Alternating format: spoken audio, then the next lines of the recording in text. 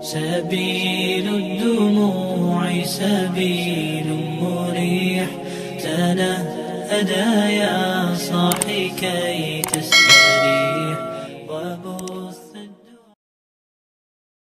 Bulan Dzulhijjah merupakan bulan yang sangat istimewa. Selain dia adalah menjadi bulan suci, bulan haram, maka dia juga menjadi aqdamul hurmah. Di antara bulan suci yang ada, dia yang paling agung kesuciannya. Para ulama menyebutkan tentang banyak sekali keutamaan di antara keutamaan bulan Dzulhijjah, sehingga kemudian mereka simpulkan bahwa ada sebab yang menjadikan kenapa bulan Dzulhijjah begitu mulia. Ibnu Hajar Al-Asqalani misalnya mengatakan bahwa kemuliaan bulan Dzulhijjah itu dikarenakan di dalamnya terkumpul ummahatul ibadah, terkumpul di dalamnya inti ibadah yang tidak pernah terkumpul ibadah-ibadah itu kecuali hanya di bulan Dzulhijjah, tidak ada di bulan-bulan yang lain. 4 pembantu ibadah yang disebut adalah sholat, yang kedua adalah shiyam, yang ketiga adalah sedekah, dan yang keempat adalah haji. Tidak ada yang berkumpul 4 ibadah ini kecuali di bulan Dzulhijjah. Di bulan yang lain tidak ada. Salat ada yang lebih khusus pula di bulan Dzulhijjah, yakni salat Idul Adha. Di bulan Dzulhijjah pula ada siang yang lebih khusus, ada shaum Arafah, shaum 9 Dzulhijjah, yang fadilahnya tidak didapatkan pada siang sunnah yang lain. Juga berusaha al-madiyah wal baqiyah, puasa pada tanggal 9 Dzulhijjah itu fadilahnya bisa menghapus dosa 1 tahun yang telah lalu dan 1 tahun yang akan datang. Tidak kita dapati siang sunnah yang memiliki pahala fadilah begitu besar selain daripada siang yang diadakan di 9 Dzulhijjah. Adapun sedekah, memang sedekah ada di bulan apa saja, tetapi di bulan Dzulhijjah ada sedekah yang sifatnya lebih khusus, yakni seseorang yang menjalankan udhiyah. Para ulama sepakat bahwasanya seseorang yang melakukan udhiyah maka dia lebih utama, lebih besar pahalanya daripada ketika seseorang bersedekah dengan nominal, dengan harga yang setara dengan udhiyah. Dan yang terakhir, bahwa kemuliaan Dzulhijjah karena diantaranya ada ibadah haji yang itu tidak terjadi kecuali hanya di bulan Dzulhijjah saja. Suatu ibadah yang sangat mulia, ibadah yang memiliki fadilah yang luar biasa. Al-hajju mabrurun laisa lahu jazaa'un illal jannah. Haji yang mabrur, tidak ada balasan yang pantas untuk diberikan kepadanya selain daripada jannah. Artinya bahwa sekiranya orang yang haji kemudian pulang dalam keadaan mabrur, kemudian diberikan kepadanya 1 triliun rupiah misalnya, itu terlalu remeh, itu terlalu sederhana. Bahkan seandainya diberikan kepadanya 271 triliun, itu masih terlalu remeh untuk diberikan kepada orang yang berhaji dengan haji yang mabrur, karena untuknya yang pantas adalah jannah. Wa'adatul ibadus shalihin ma la 'ainun ra'at wala udhunun sami'at wala khatara 'ala qalbi bashar. Disediakan untuk hamba-hamba yang saleh di surga kenikmatan yang belum pernah dilihat oleh mata, kenikmatan yang belum pernah didengar oleh telinga, dan belum pernah terbesit dalam benak manusia. Adapun uang yang tadi kita sebutkan masih bisa dibayangkan, masih bisa digambarkan. Adapun kenikmatan surga, seberapapun imajinasi kita, betapapun kita membayangkan keindahan, kenikmatan, kelezatan di dalamnya, maka hakikatnya yang Allah janjikan untuk menghuni surga lebih dari apa yang dibayangkan oleh siapapun juga. Allahu Akbar, Allahu Akbar, walillahil hamd. Jamaah sholat Idul Adha rahimahullah.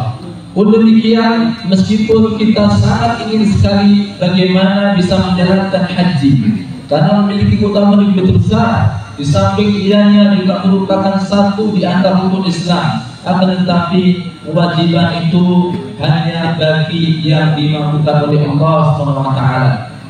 Hanya saja meskipun kita suatu kali tidak dimampukan oleh Allah atau belum memiliki kemampuan, maka Allah juga sudah memberikan banyak hal di mana dengan melakukannya kita mendapatkan fadilah, kita mendapatkan pahala sebagaimana orang-orang yang berhaji.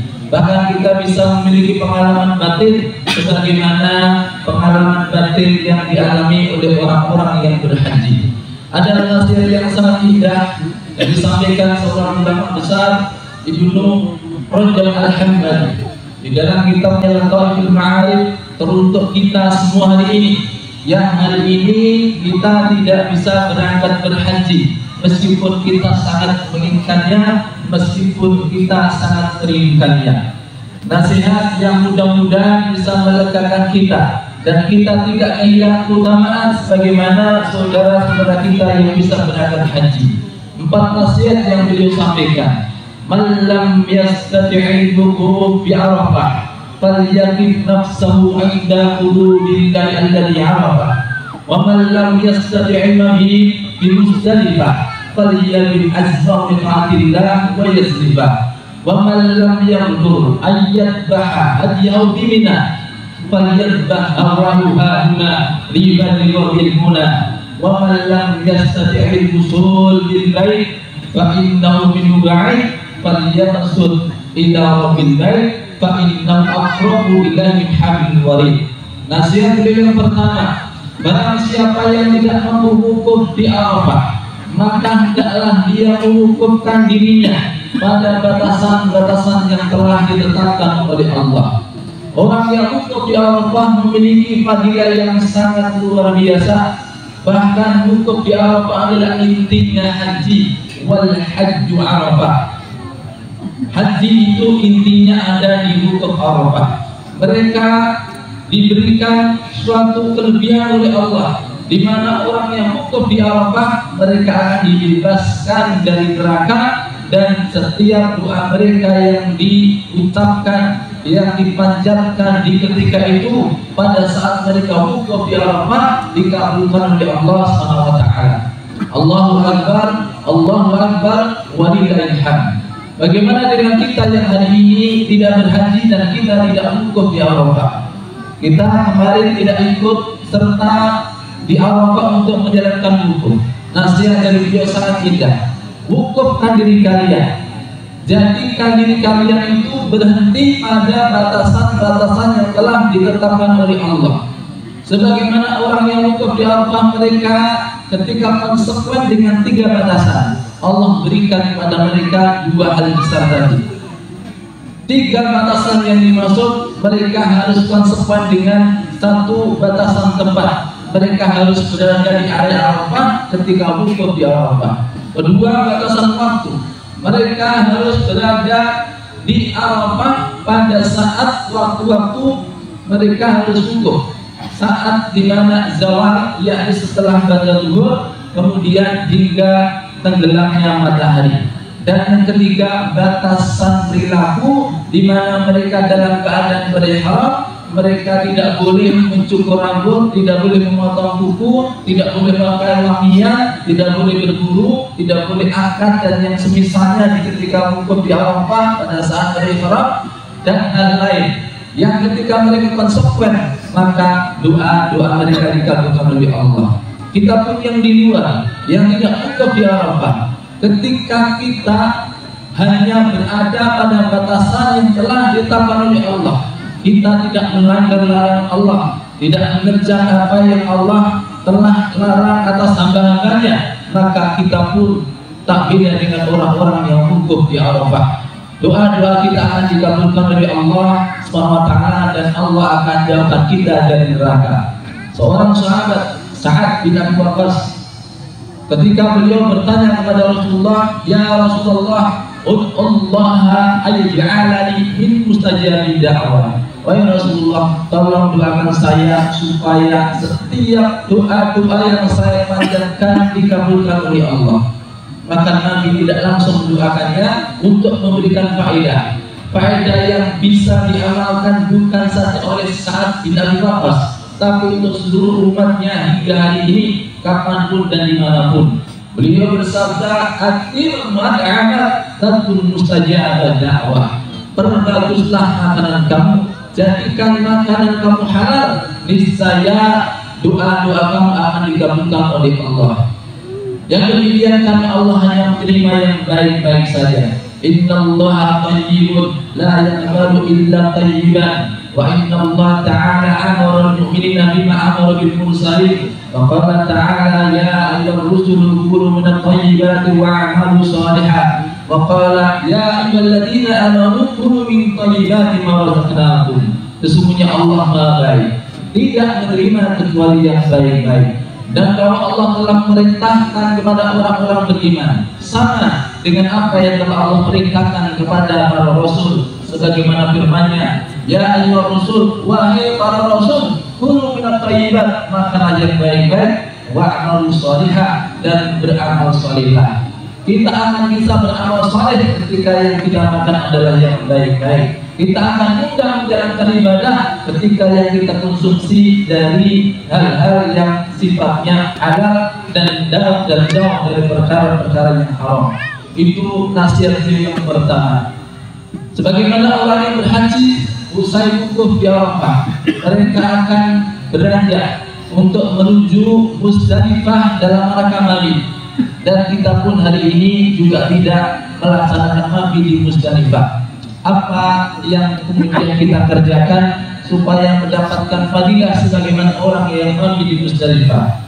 Orang yang mabit di Musdalifah, mereka adalah orang yang sedang mempersiapkan diri istirahat, karena di hari berikutnya mereka harus melakukan ibadah yang full fisik. Mereka harus mencurahkan segenap tenaganya, pikirannya, fisiknya semua terkurang. Maka diperintahkan untuk istirahat sejenak mabit di Musdalifah. Yang istirahat mereka itu juga beribadah ibadah.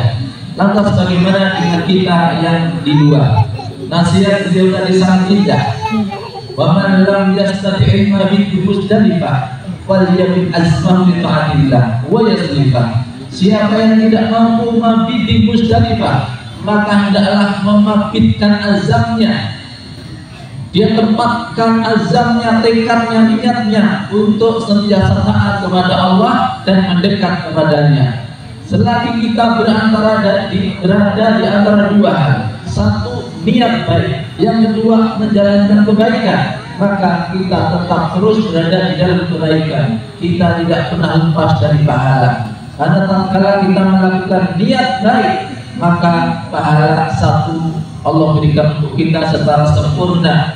Wa man hamma bi hasanatin wa lam ya'malha kataballahu 'indahu hasanatan kamilah.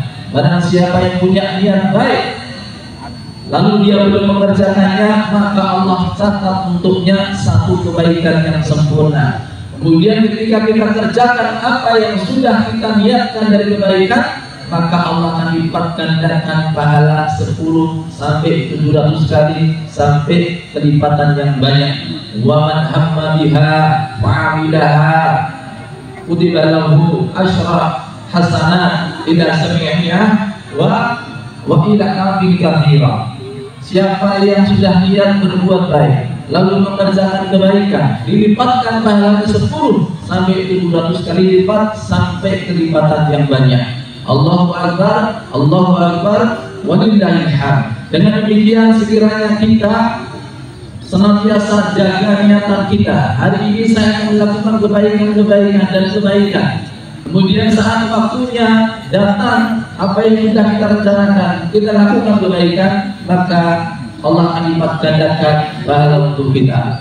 Allahu Akbar, walillahil hamd. Nasihat yang ketiga, teruntuk orang yang tidak bisa mabit ataupun dia tidak bisa menyembelih hadiyunya di Mina, sebagaimana dikerjakan oleh orang-orang yang haji, maka hendaklah kita yang tidak haji ini menyembelih hawa nafsu kita di sini supaya tercapai cita-cita mulia. Begitulah telah Allah kabarkan kepada kita dengan banyak sekali ayat bahwa tujuan mulia hanya tercapai dengan ketika kita mampu mengendalikan keinginan kita, mampu memilah dan memilih untuk tidak menjamah kecuali apa-apa yang sesuai dengan apa yang Allah ridhoi. Setiap keinginan kita seleksi, kalau itu mendapatkan ridha Allah dengannya kita lanjutkan, dan ketika itu Allah mengharamkannya maka kita menggurungkan dan kita menjauhinya. Ini yang dimaksud dengan bagaimana kita berupaya menyembelih hawa nafsu kita, yakni dengan kita menjauhi apa-apa yang Allah haramkan.